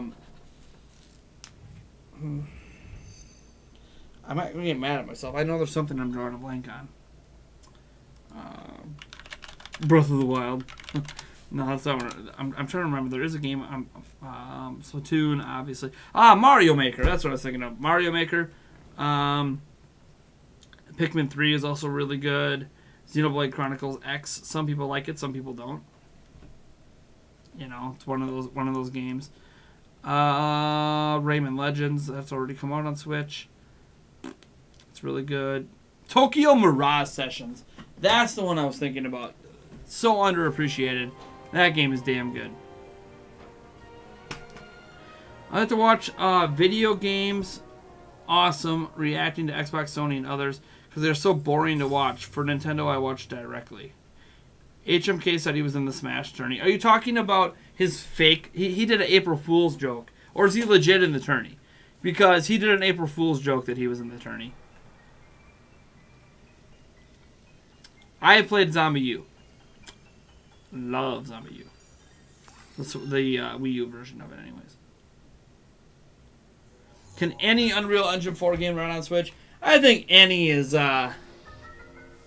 probably stretching it a bit. Any. I mean, that can mean a lot of different things.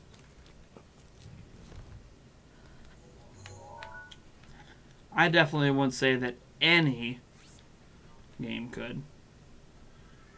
A lot of them, yes.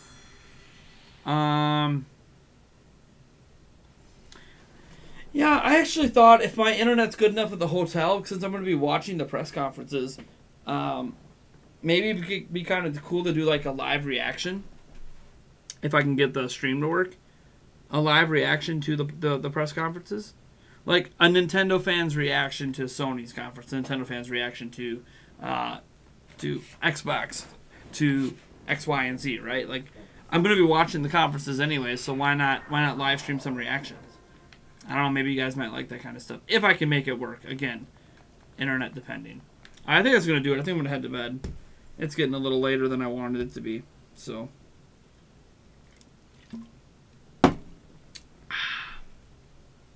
Some Mario Maker levels suck now due to like, yeah.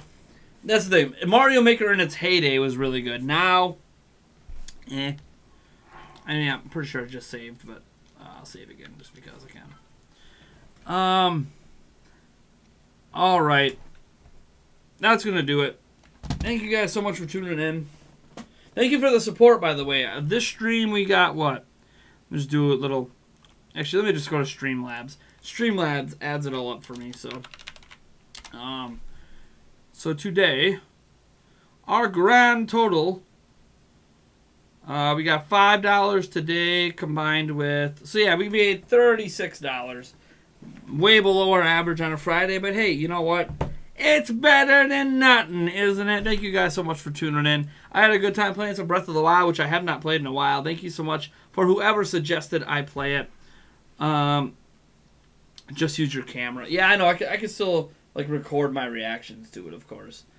I don't know if I have enough memory cards to record hours and hours worth of reactions, though. That's the thing. We'll see. All right, guys. I gotta cover up quick to turn off the stream. Otherwise, peace out.